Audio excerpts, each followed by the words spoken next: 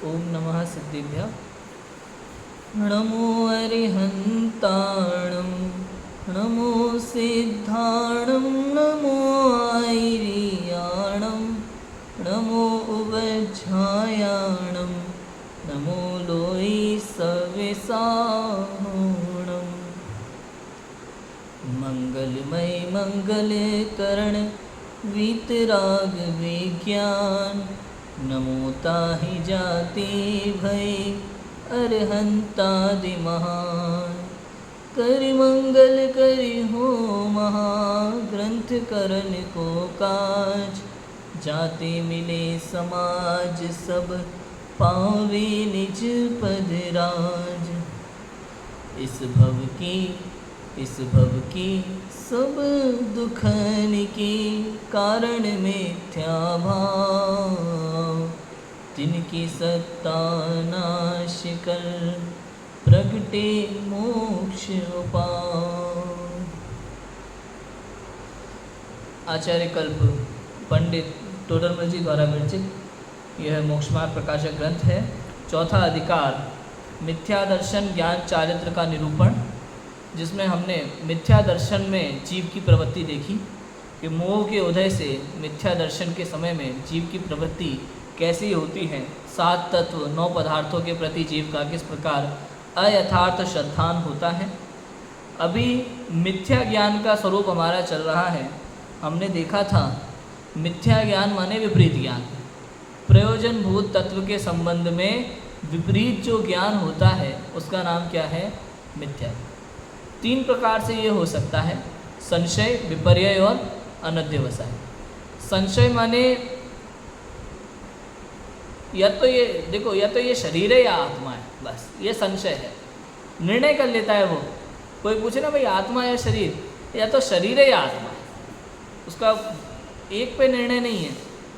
दूसरा विपरीत ही मान लेना, ये ही मैं हूँ, ये शरीर ही मैं हूँ, इसका नाम है विपर्यय। विपरीत ही मान लेना। और अनध्यवसाय क्या है? होगा कुछ, उसे जानने की इच्छा ही नहीं है। प्रयोजनभूत को जानने की, अप्रयोजनभूत जानने की इच्छा, वो इच्छा दुख का कारण है। और प्रयोजनभूत जानने में रुचि ही ना होना, ये मिथ्या है, ये मिथ्या ज्ञान। समझ में है? विपर्यय के भी 3 भेद हैं, कारण विपर्यय, स्वरूप विपर्यय और भेदाभेद विपर्यय। हमने देखा था कि कारण कुछ और है और मानना कुछ और, इसका नाम है कारण विपर्यय। समझ में है? जैसे पुण्य को मोक्ष का कारण मान लेना, ये कारण विपर्यय है। पुण्य से निर्जरा मान लेना, ये क्या है? कारण विपर्यय है। संसार में भगवान ने कुछ किया, इसका नाम कारण विपर्यय है। कोई दूसरा मेरा भला कर देगा, कारण विपर्यय। एक द्रव्य दूसरे द्रव्य का करता है, कारण विपर्यय। समझ में आया कि नहीं आया? कारण मानना, कारण सही नहीं समझा ना। शुद्धोपयोग निर्जरा और मुक्ति का कारण है, लेकिन कुछ लोग शुभोपयोग को भी मुक्ति का कारण समझते हैं, निर्जरा का कारण समझते हैं। ये क्या है? कारण विपर्यय। प्रयोजनभूत तत्व में कारण विपर्यय है, मिथ्यात्व है, मिथ्या ज्ञान है। स्वरूप के विषय में विपरीतता। समझ में आया? शरीर को ही आत्मा मान लेना, शरीर ही आत्मा है ऐसा मान लेना, क्या है? स्वरूप विपर्यय। वो जानता ही नहीं है कि आत्मा जानने देखने वाला है और स्पर्श गंध रस गंध वर्ण वाला ये पुद्गल है। वो स्वरूप को नहीं समझता, इसका नाम है स्वरूप विपर्यय। भगवान के स्वरूप को नहीं जानता, इसलिए उनसे भीख मांगता रहता है, इसका नाम क्या है? स्वरूप विपर्यय।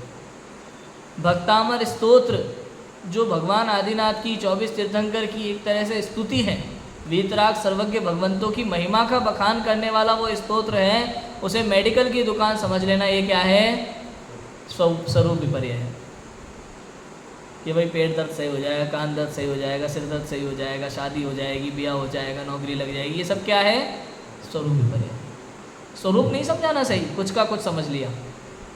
बताने वाले संसार में बहुत है, आपको 50 तरह की चीज़ बता देंगे एक ही विषय पर, लेकिन सही गलत स्वरूप समझना, उसका निर्णय करना, ये हमारी क्षयोक्षम बुद्धि में इसकी क्षमता है। ये संगी पंचेंद्रिय है ना, तो आपके अंदर क्षमता है। इसको मिथ्या ज्ञान कहते हैं। समझ में आया? स्वरूप विपर्य, स्वरूप के विषय में विपरीतता। भेदाभेद विपर्य क्या है? कि भेद को और अभेद को सही नहीं जानना, भेद को अभेद जानना, अभेद को भेद जानना, इसका नाम क्या है? भेदाभेद विपर्य। शरीर और आत्मा में भेद है लेकिन इसको अभेद समझता है, इसका नाम है भेदाभेद विपर्य। पुण्य पाप दोनों एक ही है, कर्म है, आश्रव के भेद हैं, लेकिन उसे संवर समझ लेता है, संवर के भेद समझता है, इसका नाम है भेदाभेद विपर्य। बहुत लोग हैं ऐसा मानते हैं, पुण्य को संवर मान लेते हैं, पुण्य से कर्म नहीं आएंगे। गलत है, गलत है। पुण्य खुद एक कर्म है, पुण्य आश्रव का भेद है। पुण्य पाप किसके भेद हैं? आश्रव के भेद हैं, संवर के नहीं। लेकिन इन कर्मों का रुकना वो संवर है। ये पुण्य पाप जब रुक जाते हैं, शुभ अशुभ भाव रुक जाते हैं, तब संवर होता है। तो मतलब संवर कब हुआ? शुद्धोपयोग के काल में। यदि शुभोपयोग है तो निश्चित रूप से पुण्य कर्म का बंद हो रहा है ना, आश्रव हो रहा है, बंद हो रहा है। और शुद्धोपयोग है तो ना शुभ है ना अशुभ है, तो ना पुण्य है ना पाप है। समझ में आ गया? तो ये भेदाभेद विपर्य है, कुछ का कुछ मान लेना, ये मिथ्या ज्ञान है। क्लियर है? इतनी चर्चा हमने की थी। आगे देखो, अब कहते हैं कि इस प्रकार मिथ्या दृष्टि के ज्ञान को मिथ्या ज्ञान कहते हैं। अब देखो यहाँ प्रश्न है कि मिथ्या ज्ञान का कारण कौन है? क्या प्रश्न उठाया पंडित टोडरमल जी ने? ये जो मिथ्या ज्ञान हो रहा है ना, इसका कारण कौन है? देखो क्या उत्तर है कि मोह के उदय से जो मिथ्यात्व भाव होता है, सम्यक्त्व नहीं होता, वह इस मिथ्या ज्ञान का कारण है। जैसे विष के संयोग से भोजन को भी विष रूप कहते हैं, वैसे मिथ्यात्व के संबंध में जो ज्ञान है वो मिथ्या ज्ञान नाम पाता है। भाई मिथ्या ज्ञान जो है ना, इसका कारण कौन है? ज्ञान तो ज्ञान है। ये ज्ञान को जो मिथ्या ज्ञान आपने कहा, तो किस कारण से कहा? कि भाई मोह के उदय में जो मिथ्यात्व भाव होता है ना, उसके कारण से ये ज्ञान मिथ्या ज्ञान नाम पाता है। ज्ञान तो ज्ञान है भाई, जानना उसका काम है। सम्यक दृष्टि भी पदार्थों को जानता है, मिथ्या दृष्टि भी पदार्थों को जानता है, लेकिन मिथ्या दृष्टि का ज्ञान मिथ्या ज्ञान है, सम्यक दृष्टि का ज्ञान सम्यक ज्ञान है। वो कैसे? कि मोह के उदय से, मिथ्यात्व से। जैसे भोजन तो भोजन है, आपका भी भोजन वही है, मेरा भी भोजन वही है। अब किसी ने आपको मारने के उद्देश्य से छुप करके उसमें विष मिला दिया, तो उस भोजन को पूरे को विष कह दिया जाता है। कहा जाता है कि नहीं कहा जाता? है तो भोजन, विष तो 2 बूंदे, लेकिन यहाँ कहा जाएगा जहर है, खाना नहीं। कोई नहीं कहता भाई पूड़ी है या जहर मिली हुई है, जहर है। समझ में आया कि नहीं आया?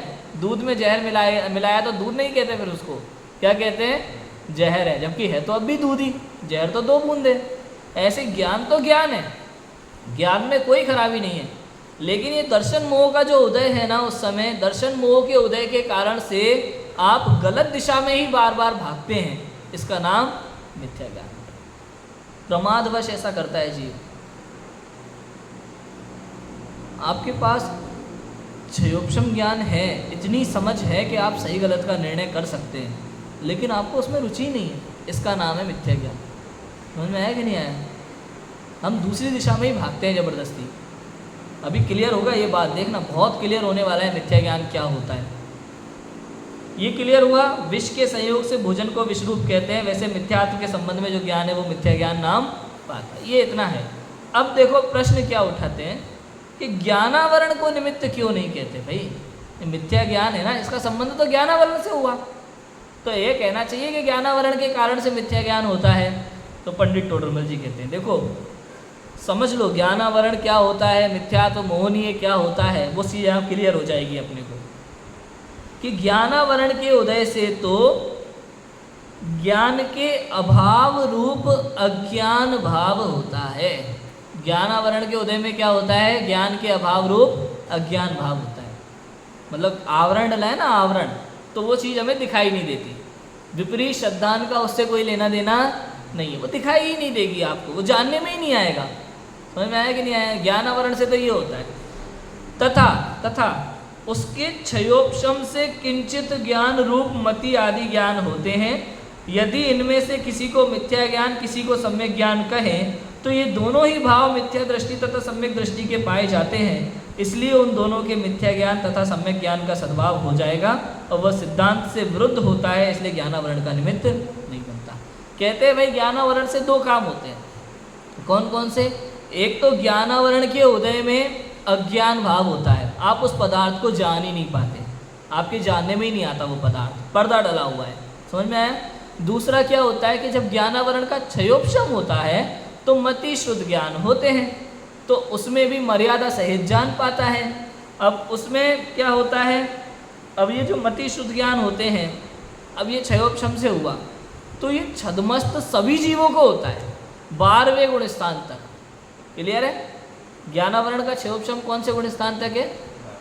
12वें गुण स्थान तक है। 13वें में उसका अभाव हो जाता है, केवल ज्ञान प्रकट हो जाता है ना।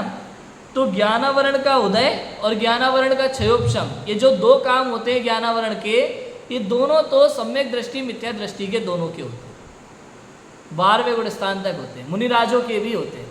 ज्ञानावरण का उदय और क्षयोपशम तो मुनिराजों के भी पाया जाता है, होता है कि नहीं होता? तो अगर ऐसा माना जाए कि ज्ञानावरण के कारण से मिथ्यात्व नाम दे, तो फिर 12वें गुण स्थान तक सब मिथ्या दृष्टि के लाएंगे। इसलिए कहा कि उसमें ज्ञानावरण का कोई दोष नहीं। क्लियर हुआ? समझ में आ गया कि इसलिए हम वहाँ ज्ञानावरण नहीं कहते, क्योंकि ये दोनों भाव मिथ्या दृष्टि सम्यक दृष्टि दोनों के ही पाए जाते हैं। और अगर ऐसा माना जाए तो 12वें गुण स्थान तक उसका सद्भाव माना जाएगा मिथ्यात्व का, लेकिन ऐसा तो होता नहीं है, इसलिए ज्ञानावरण निमित्त कारण नहीं बनेगा। ठीक है, मिथ्या ज्ञान में। अब प्रश्न खड़ा होता है नया। देखो, रस्सी सर्पादिक के अयथार्थ यथार्थ ज्ञान का कारण कौन है?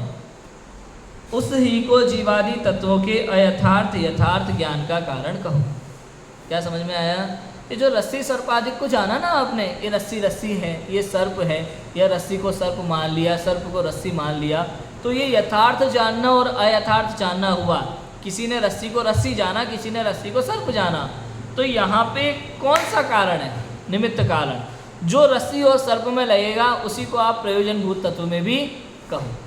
क्लियर हुआ प्रश्न? अप्रयोजन में जो आप कारण कह रहे हो वही प्रयोजन में भी कह दो। अब उत्तर देखो क्या होता है। देखो, जानने में जितना अयथार्थपना होता है उतना तो ज्ञानावरण के उदय से होता है। ठीक है, जानने में जितना अयथार्थ, कुछ का कुछ जानना, इसमें भी ज्ञानावरण होता है। और जो यथार्थपना होता है उतना ज्ञानावरण के क्षयोपशम से होता है, और उतना सही जानना ये ज्ञानावरण का उसका क्षयोपशम होता है ना, उससे होता है। जैसे कि रस्सी को सर्प जाना, वहाँ यथार्थ जानने की शक्ति का बाधक कारण उदय है, इसलिए अयथार्थ जानता है, तथा रस्सी को रस्सी जाना, वहाँ यथार्थ जानने की शक्ति का क्षयोपशम है, इसलिए यथार्थ जानता है। उसी प्रकार जीवादि तत्वों को यथार्थ जानने की शक्ति होने या ना होने में तो ज्ञानावरण ही का निमित्त है। जीवादि तत्वों की यथार्थ जानने की शक्ति होने में और न होने में तो ज्ञानावरण ही निमित्त है। परंतु जैसे किसी पुरुष को क्षयोपशम से दुख के तथा सुख के कारणभूत पदार्थों को यथार्थ जानने की शक्ति हो, वहाँ जिसको असाता वेदनीय का उदय हो, वह दुख के कारणभूत जो हो उन्हीं का वेदन करता है, सुख के कारणभूत पदार्थों का वेदन नहीं करता। यदि सुख के कारणभूत पदार्थों का वेदन करे तो सुखी हो जाए, सो असाता के उदय होने से ऐसा नहीं होता। इसलिए यहाँ दुख के कारणभूत और सुख के कारणभूत पदार्थों में वेदन में ज्ञानावरण का निमित्त नहीं है, असाता साता का उदय ही कारणभूत है। उसी प्रकार जीव में प्रयोजनभूत जीवादि तत्व तथा अप्रयोजनभूत अन्य को यथार्थ जानने की शक्ति होती है, वहाँ जिसके मिथ्यात्व का उदय होता है वह तो प्रयोजनभूत को उन्हीं का वेदन करता है, जानता है, प्रयोजनभूत को नहीं जानता। यदि प्रयोजनभूत को जाने तो सम्यक दर्शन हो जाए, परंतु वह मिथ्यात्व का उदय होने पर हो नहीं सकता। इसलिए वहाँ प्रयोजनभूत और अप्रयोजनभूत पदार्थों को जानने में ज्ञानावरण का निमित्त नहीं है, मिथ्यात्व का उदय उदय ही कारणभूत है। पूरा पढ़ दिया है, क्लियर कर देता हूँ क्या है। देखो, सबसे पहले तो जानने में जितना अयथार्थपना होता है उतना ज्ञानावरण के उदय से होता है, और यथार्थपना होता है उतना ज्ञानावरण के क्षयोपशम से होता है। जहाँ बात केवल जानने की है ना, वहाँ ज्ञानावरण का निमित्त है।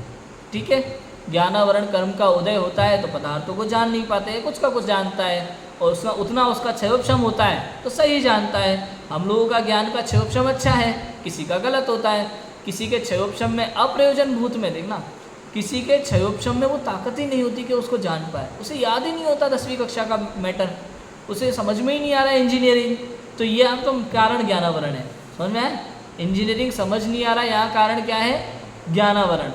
और जिसको समझ आ रही है वहाँ भी कारण क्या है? ज्ञानावरण। ठीक है, समझ नहीं आ रहा वहाँ ज्ञानावरण का उदय है, और जहाँ समझ आ रहा है वहाँ ज्ञानावरण का क्षयोपशम। दो चीज़ें क्लियर है। इंजीनियरिंग की पढ़ाई है, थोड़ी कठिन है, हम ऐसा मान के चलते हैं, सरल है कठिन है नहीं पता, कठिन मान के चलते हैं। ठीक है, जिसको समझ में नहीं आ रही उसको समझना कि उसके उस संबंधी ज्ञानावरण का उदय चल रहा है, और जिसको समझ में आ रही है उसके उस संबंधी ज्ञानावरण का क्षयोपशम चल रहा है। इतना तो ये हुआ, यहाँ मिथ्यात्व को अभी नहीं लिया है ना, यहाँ ज्ञानावरण का निमित्त कारण जानना। अब आगे देखो, तथा रस्सी को रस्सी जाना, वहाँ यथार्थ जानने की शक्ति का कारण क्षयोपशम है, इसलिए यथार्थ जानता है। और रस्सी को सर्प जाना, वहाँ उसका उदय है, ठीक है, ज्ञानावरण का, तो वैसा जानता है। अब देखना, उसी प्रकार जीवादि तत्वों को यथार्थ जानने की शक्ति होने या न होने में तो ज्ञानावरण ही निमित्त है। शक्ति की बात समझना, शक्ति जिस प्रकार, उसी प्रकार जीवादि तत्वों को प्रयोजनभूत तत्वों को यथार्थ जानने की शक्ति होना न होना, इसमें तो ज्ञानावरण ही निमित्त है। इतना लेते हैं, अभी इसको समझ लो पहले। एक इंद्रिय से 4 इंद्रिय तक में जीवादि प्रयोजनभूत तत्वों को जानने की शक्ति है कि नहीं है? नहीं है। असंगी पंचेंद्रिय में नहीं है, उसमें निर्णय की योग्यता, तो यहाँ तो निमित्त कौन कहलाया? ज्ञानावरण। इतना क्लियर है कि भाई जिनमें जानने की शक्ति नहीं है उतना ज्ञानावरण बाधक है कि उसमें निर्णय करने की योग्यता नहीं है उनके शुद्ध ज्ञान में, तो इतना तो ज्ञानावरण कर्म का निमित्त है, इतना है। परंतु यहाँ उसकी बात अपन ने साइड ले ली, उसने कहा था ना भाई ज्ञानावरणी कारण जानो, यहाँ तक ठीक है, हम आपकी बात मानते हैं। अब परंतु पंडित टोडरमल जी के इस मोक्ष मार्ग प्रकाशक ग्रंथ में 700 परंतु शब्द हैं। कितने? 700। और ये परंतु शब्द विस्फोटक है। क्या होता है, पहले पंडित जी प्रश्न उठाते हैं, क्योंकि लोग ऐसा ही बोलते हैं ना, सोचते हैं, मानते हैं, तो उसकी बात को ही थोड़ा लेके चलते हैं, भाई इतना तक तो ठीक है, उसके बाद परंतु, सामने वाला थोड़ा खुश होने लगता है, मेरी बात सही मानी जा रही है, फिर यहाँ खड़ा हो जाता है परंतु। अब देखो परंतु क्या है, जैसे किसी पुरुष को क्षयोपशम से दुख के तथा सुख के कारणभूत पदार्थों को यथार्थ जानने की शक्ति हो, वहाँ जिसको असाता वेदनीय का उदय हो, वह दुख के कारणभूत जो हो उन्हीं का वेदन करता है, सुख के कारणभूत पदार्थों का वेदन नहीं करता। इसको समझो। अब देखो क्षयोपशम तो है, कितना क्षयोपशम है कि दुख के भी कारण है और सुख के भी कारण है, लेकिन उसके उस समय यदि असाता का उदय चल रहा है ना, तो वो सुख के कारणों को वेदन ही नहीं कर पाता, दुख के कारण को ही वेदन करता है। मैं पसंद की सब्जी बनी है, एकदम पसंद की, लेकिन नमक ज़्यादा हो गया, अगर उसकी असाता का उदय है ना तो उसका ध्यान केवल नमक पे रहेगा, और जिसको साता का उदय रहता है ना उसी समय वो सोचता है कोई बात नहीं, नमक ज़्यादा है तो सब्जी पसंद की, हम तो आनंद से खा लेंगे। इसमें अब इसमें प्रबल कारण कौन हुआ? असाता और साता का उदय, क्योंकि क्षयोपशम तो दोनों को जानने का था ना, शक्ति तो आपके पास दोनों को जानने की थी, आप सुख का वेदन भी कर सकते थे, दुख का भी कर सकते थे, लेकिन उदय कौन सा रहा वर्तमान में? प्रबल असाता का उदय रहा, इसलिए आपने दुख के कारण को ही वेदन किया, और साता का उदय होता तो सुख का कारण ही वेदन करते। अब यहाँ मूल कारण ज्ञानावरण नहीं है, कारण कौन सा हो गया? साता और असाता। क्लियर हो गया इतना? देखो अब आगे, यदि सुख के कारणभूत पदार्थों का वेदन करे तो सुखी हो जाए, तो असाता का उदय होने से ऐसा नहीं होता, इसलिए यहाँ दुख के कारणभूत और सुख के कारणभूत पदार्थों के वेदन में ज्ञानावरण का निमित्त नहीं है, असाता सता का उदय ही कारणभूत है। इतना। अब देखो उसी प्रकार जीव में प्रयोजनभूत जीवादिक तत्व तथा अप्रयोजनभूत अन्य को यथार्थ जानने की शक्ति होती है। समझ में आया? यहाँ एक इंद्रिय से 4 इंद्रिय को हटा दो, असंगी पंचेंद्रियों को हटा दो, हम संगी पंचेंद्रिय जीवों की बात कर रहे हैं। भाई जिनमें इतनी अकल है कि मूंगफली को छील के खाया जा सकता है, जिसमें इतनी अकल है कि केले को जो है छील के खा सकते हैं, अगर इतना जानता है तो शास्त्रों में लिखा है कि ये जीव सम्यक दर्शन के योग्य है। यदि वो केला छील के खा सकता है तो वो सम्यक दर्शन कर सकता है।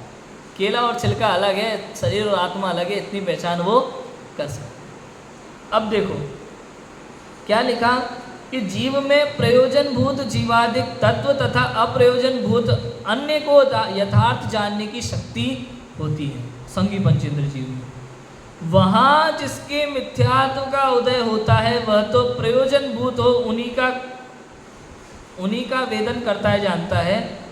अप्रयोजनभूत हो, यहाँ पे थोड़ी मिस्टेक है, अप्रयोजन की जगह प्रयोजन लिखा है, मिसप्रिंट है।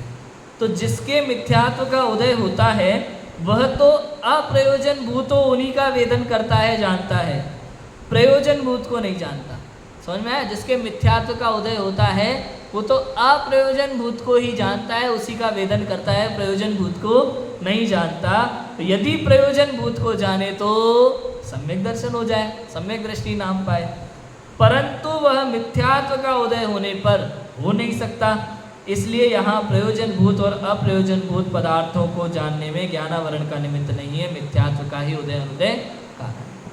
अब समझो, अब देखो कितना इजी है, हम इनको ले आते हैं अपनी दुनिया में आ जाते हैं, हम शास्त्र की दुनिया से बाहर अपनी वर्तमान दुनिया में। राजू भाई, इतना शास्त्र स्वाध्याय करने के बाद भी यदि आपको अप्रयोजनभूत में दृष्टि ज़्यादा है ना, समझो मिथ्यात्व का तीव्र उदय है। नहीं बात समझ में? हमें जानना होता है पूरी दुनिया में क्या चल रहा है। सुबह सुबह उठते ही जो हम समाचार पत्र लेके बैठ जाते हैं, न्यूज़ चैनल लेके बैठ जाते हैं, हमारा कोई लेना देना नहीं है। अब प्रधानमंत्री किस किस नए व्यक्ति को मुख्यमंत्री बना रहा है उससे हमारा कोई संबंध नहीं है, हम कुछ नहीं करने वाले, लेकिन जानकारी पूरी चाहिए। समझ में आया कि नहीं आया? कौन से देश में क्या हो रहा है, कितने लोग मर रहे हैं, कितने जी रहे हैं, हम कुछ भी नहीं कर रहे, उसमें कुछ भी नहीं कर रहे।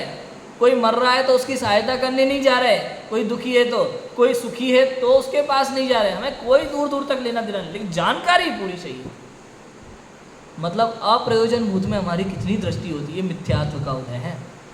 कभी विचार आता है भाई जीव और तत्व को जान लूँ, मैं अपने जीव तत्व को जान लूँ, मैं अपने आत्म तत्व का श्रद्धान करूँ, क्योंकि उसके मिथ्यात्व का, अगर मिथ्यात्व का उदय ना हो तो फिर वो सम्यक दृष्टि हो जाएगा उस समय, लेकिन ऐसा हो नहीं सकता क्योंकि उसके मिथ्यात्व का उदय है। प्रयोजनभूत को जानता ही नहीं है। अप्रयोजनभूत में हम कितना दिमाग लगाते हैं बताओ, सुबह से लेकर शाम तक कितना लगाते हैं। स्कूल जाते हैं तो अच्छे से अच्छा चाहिए, पूरा दिमाग लगाते हैं। घर हमें अच्छे से अच्छा चाहिए, परफेक्ट चाहिए, सजा हुआ चाहिए। हमारा मंदिर वर्ल्ड क्लास होना चाहिए, हमारा परिवार अच्छे अच्छे कपड़े पहनना चाहिए। घर में एक तस्वीर भी अगर लगानी होती है ना कहीं, तो हम उसके लिए भी 50 तरह से दिमाग लगाते हैं, कहाँ ज़्यादा अच्छी लगेगी। हमें अप्रयोजनभूत में हम कितना दिमाग लगाते हैं आप सोचो। कोई छोटा सा कार्यक्रम हमें करना हो तो उसके लिए कितना सोचते हैं, कितने समय पहले से तैयारी कर देते हैं, दिन रात उसमें खपा देते हैं हम लोग अपना। होता है कि नहीं होता? जबकि उससे कोई लेना देना नहीं है, कोई आपको ध्यान रखने वाला नहीं है। कपड़े पहनने हो तो उसके पीछे कितना सोचते हैं, सोचते हैं कि नहीं सोचते?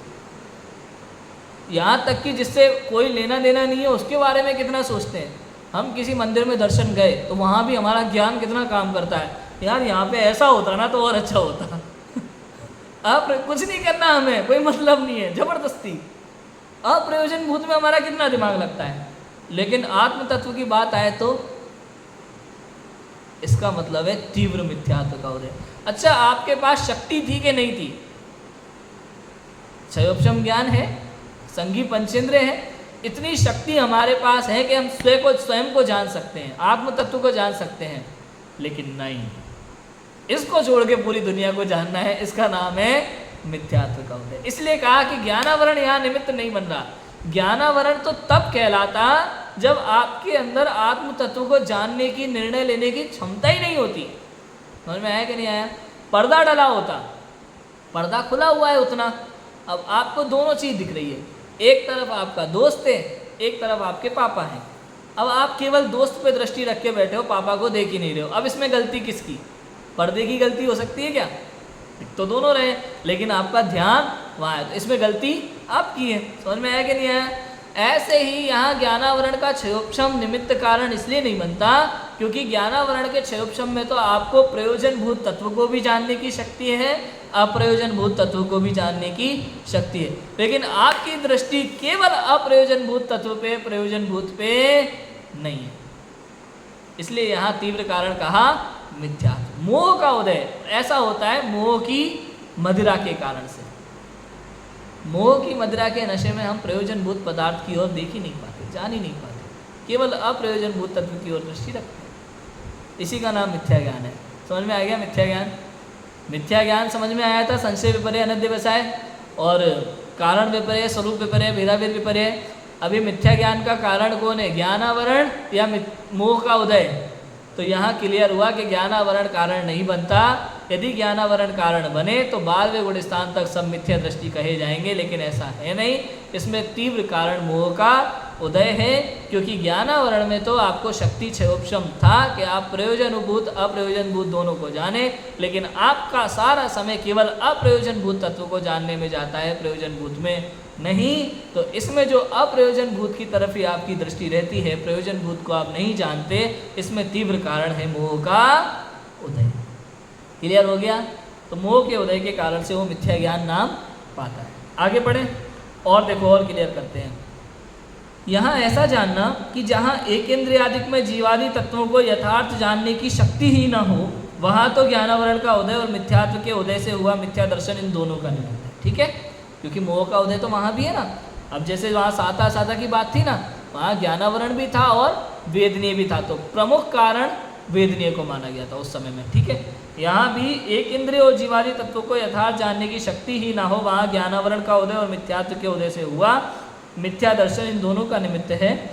तथा जहाँ संगी मनुष्यादिक में क्षयोपशम लब्धि होने से शक्ति हो और न जाने, वहाँ मिथ्यात्व के उदय का ही निमित्त।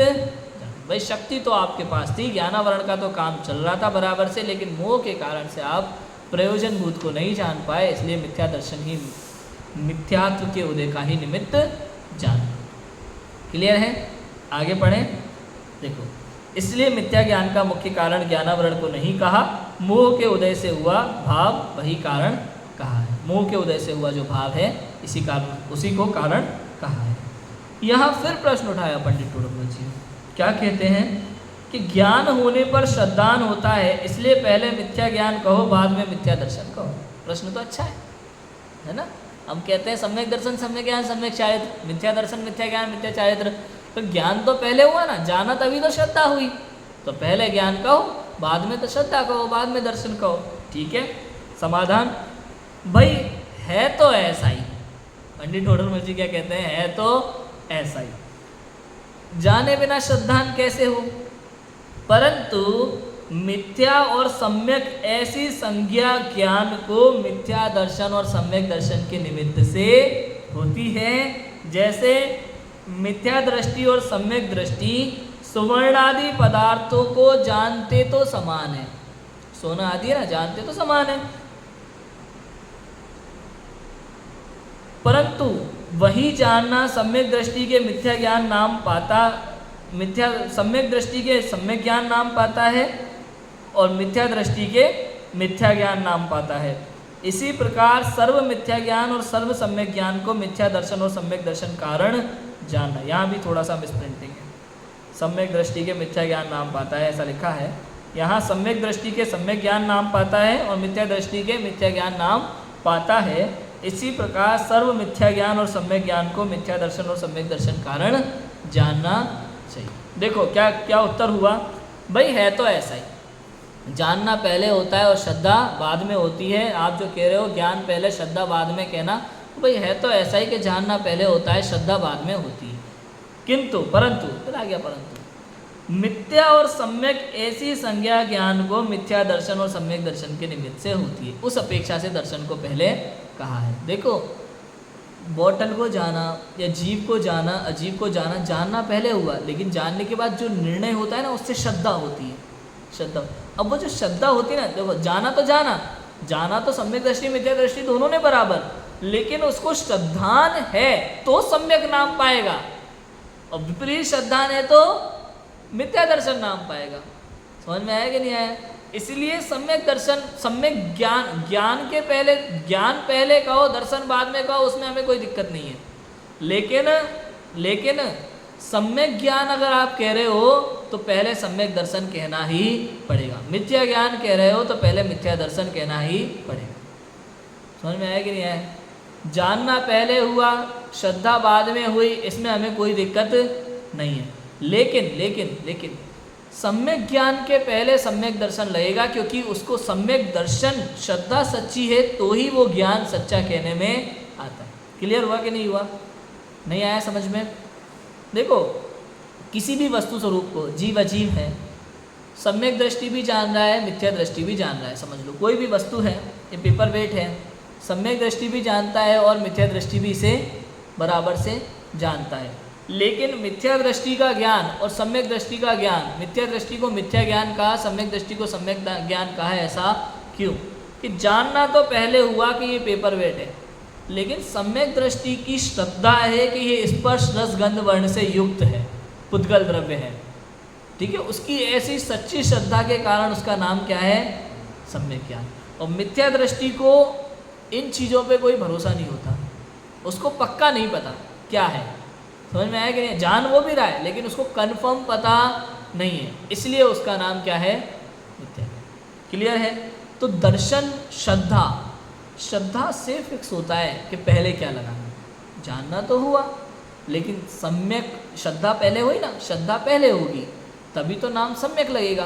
तो ज्ञान के पहले श्रद्धा, अब उसमें सम्यक और मिथ्यात्व लगाना है तो पहले श्रद्धा का नाम आएगा। अन्यथा केवल जानने की बात है तो आप जानना पहले कहो, उसमें हमें कोई दिक्कत। क्लियर हुआ? जाना पहले, श्रद्धा बाद में हुई, और श्रद्धा बाद में हुई उसके बाद सम्यक दर्शन, सम्यक ज्ञान, मिथ्या ज्ञान नाम आए। अभी क्लियर है ना? तो प्रयोजन के हिसाब से हम पहले बाद में कह सकते हो, उसमें कोई समस्या लड़ाई की बात नहीं।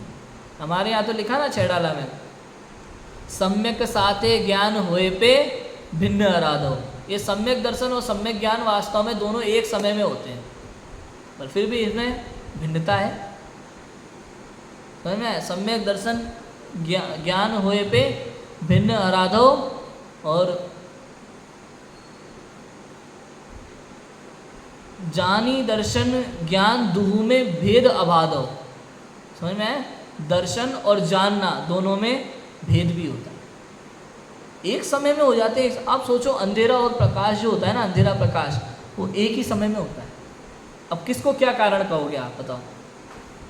अंधेरे के कारण से प्रकाश हुआ कि प्रकाश के कारण से अंधेरा हुआ? कह पाओगे कुछ? एक ही समय में हुआ, लेकिन पहले अंधेरा था, अब प्रकाश हुआ, तो हम अंधेरे को प्रकाश का कारण कह देते हैं। होता है कि नहीं होता? ऐसे ही दर्शन कारण है ज्ञान का, या ज्ञान कारण है दर्शन का? तो जानना तो पहले भी हो रहा था, लेकिन वो जानना सही है गलत है ये किससे सिद्ध हुआ? श्रद्धा से, इसलिए श्रद्धा को कारण कहा। अभी क्लियर हुआ? हो गया ना क्लियर? समझ में आया ना? इसलिए श्रद्धा को कारण पहले कहा। ऐसा है तो बहुत सरल, लेकिन इसको समझना, बैठ जाना बहुत मुश्किल होता है।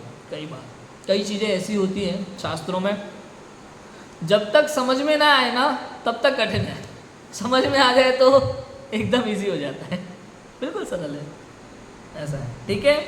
देखो, इसलिए जहाँ सामान्यतया ज्ञान श्रद्धा का निरूपण हो वहाँ तो ज्ञान कारणभूत है, उसे प्रथम कहना, और श्रद्धान कार्यभूत है। केवल ज्ञान और श्रद्धा हो तो उसे बाद में कहना। परंतु जहाँ मिथ्या सम्यक ज्ञान श्रद्धा का निरूपण हो वहाँ श्रद्धान कारणभूत है, उसे पहले कहना, और ज्ञान कार्यभूत है, उसे बाद में कहना। क्लियर हो गया ना?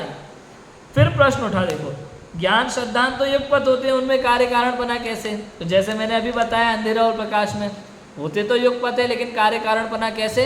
कि चूंकि प्रकाश अभी आया, पहले अंधेरा था, इसलिए अंधेरे को उसका कारण मान लिया, होते तो युगपति है। समाधान, वह हो तो वह हो, इस अपेक्षा कारण कार्य बना होता है। या तो अंधेरा हो या प्रकाश हो, इस अपेक्षा। वो हो तो वो हो, या तो ये हो या ये हो, इस कारण से कारण कार्य बना होता है। जैसे वह हो तो वो, अभी यहाँ पे एक और उदाहरण, जैसे दीपक और प्रकाश युगपत होते हैं। मान लो दीपक और प्रकाश युगपत होते हैं, तथापि दीपक हो तो प्रकाश हो, इसलिए दीपक कारण है, प्रकाश कार्य है। अग्नि हो तो धुआं हो, युगपत है, एक समय में होता है, अग्नि जलाई धुआं निकलना शुरू हो जाता है। और कार्य कारण कैसे कि हमने दूर से धुएं को देखा तो हम कह रहे हैं अग्नि के कारण से धुआं हुआ, तो एक साथ है, लेकिन यहाँ कारण कार्य बना हो गया कि नहीं हो गया। अग्नि हो तो धुआं हो, दीपक हो तो प्रकाश हो। अब देखो, इसलिए दीपक कारण है, प्रकाश कार्य। उसी प्रकार ज्ञान श्रद्धान के है, अथवा मिथ्या दर्शन मिथ्या ज्ञान वे के व सम्यक दर्शन सम्यक ज्ञान के कारण कार्य बना जानना चाहिए। वह हो तो वह हो, श्रद्धा सम्यक है तो ज्ञान भी सम्यक है, श्रद्धा मिथ्या है तो ज्ञान भी मिथ्या है, दीपक है तो प्रकाश है, और धुआं है तो अग्नि, ये कारण कार्य बना इस तरह से सिद्ध हो जाता है। फिर प्रश्न है, देखो नया एक और, मिथ्या दर्शन के संयोग से ही मिथ्या ज्ञान नाम पाता है, तो एक मिथ्या दर्शन को ही संसार का कारण कहना था, मिथ्या ज्ञान को अलग किस लिए कहा। तो मिथ्या दर्शन की बात हो गई थी ना, ठीक है, मिथ्या ज्ञान का लिखने का क्या चक्कर है, फिर मिथ्या ज्ञान के विषय में क्यों लिखा। समाधान, ज्ञान ही की अपेक्षा तो मिथ्या दृष्टि और सम्यक दृष्टि के क्षयोपशम से हुए यथार्थ ज्ञान में कुछ विशेष नहीं है, पर तथा वह ज्ञान केवल ज्ञान में भी जा मिलता है, जैसे नदी समुद्र में जा मिलती है, इसलिए ज्ञान में कुछ दोष नहीं है, परंतु क्षयोपशम जहाँ लगता है वहाँ एक ज्ञेय में लगता है, और इस मिथ्या दर्शन के निमित्त से वह ज्ञान अन्य ज्ञेयों में तो लगता, परंतु प्रयोजन भूत जीवादि तत्वों का यथार्थ निर्णय करने में नहीं लगता, सो यह ज्ञान में दोष हुआ, इसे मिथ्या ज्ञान कहा। तथा जीवादि तत्वों का यथार्थ श्रद्धा नहीं होता, सो यह श्रद्धान में दोष हुआ, इसे मिथ्या दर्शन कहा। ऐसे लक्षण भेद से मिथ्या दर्शन मिथ्या ज्ञान को भिन्न कहा। देखो, ज्ञानावरण के क्षयोपशम से सबको जानने की शक्ति है, लेकिन वो अप्रयोजन ही जानता है, प्रयोजन नहीं जानता, इसलिए मिथ्या ज्ञान का निरूपण करना आवश्यक हो गया। श्रद्धा में तो मिथ्या दर्शन समझ में आया, लेकिन जानने में भी तो दिक्कत हो रही है ना, वो अप्रयोजन भूत में ही जान रहा है, प्रयोजन भूत को नहीं जान रहा, इसलिए, और ये मोह के उदय से ही होता है। ज्ञान की अपेक्षा तो मिथ्या दृष्टि और सम्यक दृष्टि के क्षयोपशम से हुए यथार्थ ज्ञान में कोई विशेष नहीं है। मिथ्या दृष्टि का ज्ञान हो, सम्यक दृष्टि का ज्ञान हो, ज्ञान तो ज्ञान है, यही ज्ञान केवल ज्ञान में जाके मिलता है, कोई अलग से तो होता नहीं। जैसा ज्ञान मुझ में निगोद में है, वैसा मुझ में है, वैसा ही सिद्धों में है, ज्ञान गुण में कोई भेद नहीं है। जैसे नदी समुद्र में मिलती है, वैसे ये ज्ञान भी केवल ज्ञान में जाके मिल जाता है, ज्ञान में कुछ दोष नहीं है, परंतु क्षयोपशम जहाँ लगता है, छद्मस्त जीवों के क्षयोपशम जहाँ लगता है वहाँ एक ज्ञेय में लगता है। केवल ज्ञानी तो समस्त संसार को, लोकालोक को एक साथ एक समय में स्पष्ट रूप से जानते हैं, लेकिन क्षयोपशम ज्ञान में क्या होता है, एक समय में जीव एक ही जगह उपयोग लगा पाता है। कोई कहेगा भाई श्रीमद राजचंद्र जी तो शतावधानी थे, एक बार में 100 काम कर लेते थे। भाई उपयोग बहुत सूक्ष्म है, बहुत सूक्ष्म, समय भेद बहुत है, एक बार पलक झपकने में असंख्यात समय हो जाते हैं, उपयोग बदलता रहता है, बदलता रहता है। यहाँ तक कि मति ज्ञान श्रुति ज्ञान भी अलग अलग होता है। जिस समय में मति ज्ञान हो रहा है उस समय में श्रुति ज्ञान नहीं होता, जिस समय श्रुति ज्ञान होता है उस समय मति ज्ञान नहीं होता। मति ज्ञान के 336 भेद है, समझ में आया कि नहीं आया। अवग्रह यह अवाय धारणा पढ़ा है, परीक्षा मुख में सूत्र आता है 5वें अध्याय में, अवग्रह यह अवाय धारणा, स्मृति संज्ञा चिंता अभिनिबोध इत्यर्थांतरम, इस तरह के सूत्र हैं। मति स्मृति संज्ञा चिंता अभिनिबोध, ये सब मति ज्ञान के भेद है, और इसमें समय भेद होता है। अवग्रह होता है पहले, मात्र अवलोकन, यह होता है थोड़ा सा उसको जानने की इच्छा, फिर अवग्रह यह अवाय होता है, उसके विषय में थोड़ा जाना, धारणा ऐसा ही है, ऐसा निर्णय निश्चय होना, समझ में। इसमें भी समय भेद होता है, मति ज्ञान के अंदर ही भेद है बहुत, शुद्ध ज्ञान तक तो भी बात बहुत देर में जाएगी। तो उपयोग बहुत सूक्ष्म है, हम नहीं पकड़ पाते, केवल ज्ञान गम्य है। क्लियर है इतना, तो ऐसा होता है। तो ये ज्ञान केवल ज्ञान में जान लगता है। अब क्षयोपशम ज्ञान जहाँ लगता है वहाँ एक ज्ञेय में लगता है, एक समय में एक ही चीज़ जानने में आती है, एक ही इंद्रिय का विषय ग्रहण करने में आता है एक समय में, और इस मिथ्या दर्शन के निमित्त से वह ज्ञान अन्य ज्ञेयों में तो लगता है, परंतु प्रयोजन भूत जीवादि तत्वों का यथार्थ निर्णय करने में नहीं लगता। समझ में है?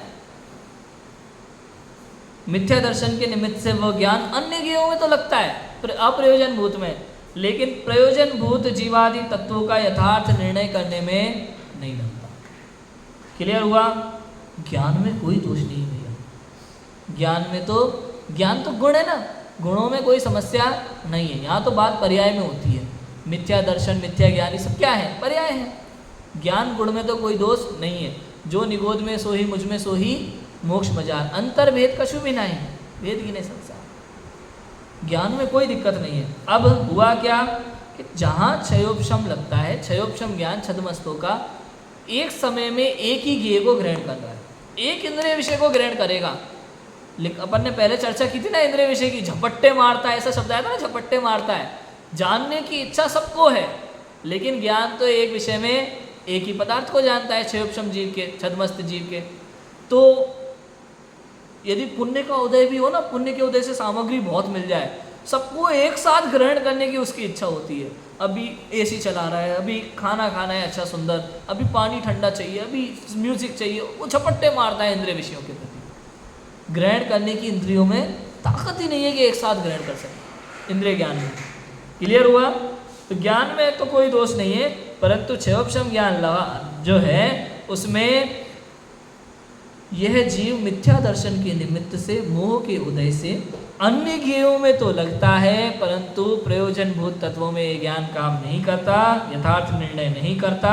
सो यह दोष ज्ञान में हुआ, इसलिए इसे मिथ्या ज्ञान कहा है। जीवादि 7 तत्वों का यथार्थ श्रद्धा नहीं होता, सो यह श्रद्धान में दोष है। अप्रयोजन भूत को जान रहा था, प्रयोजन भूत को नहीं जान रहा था, ये दोष हुआ ज्ञान का, और इसलिए अप्रयोजन भूत का ही श्रद्धान हो रहा था, प्रयोजन भूत का श्रद्धान नहीं हो रहा था, ये दोष हुआ दर्शन। अप्रयोजन भूत का श्रद्धान माने उसका भी सच्चा श्रद्धान नहीं था, अप्रयोजन भूत का भी सच्चा श्रद्धान नहीं था। श्रद्धा तो होता है, लेकिन वहाँ श्रद्धान मिथ्या थी। प्रयोजन भूत की सच्ची श्रद्धा होती है तो ही सम्यक श्रद्धा कहलाती है।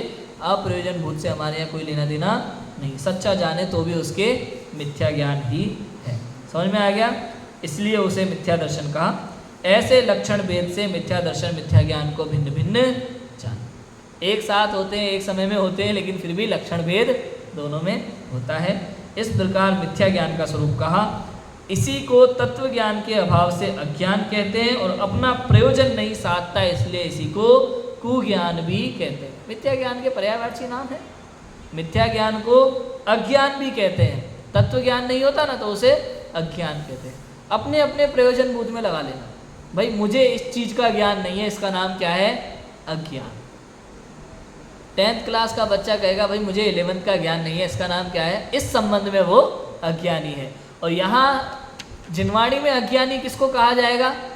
आपको इंजीनियरिंग नहीं आती इसलिए, डॉक्टरी नहीं आती इसलिए अज्ञानी कहा जाएगा। आपको प्रयोजन भूत तत्व का नाम नहीं है, इसलिए आप अज्ञानी।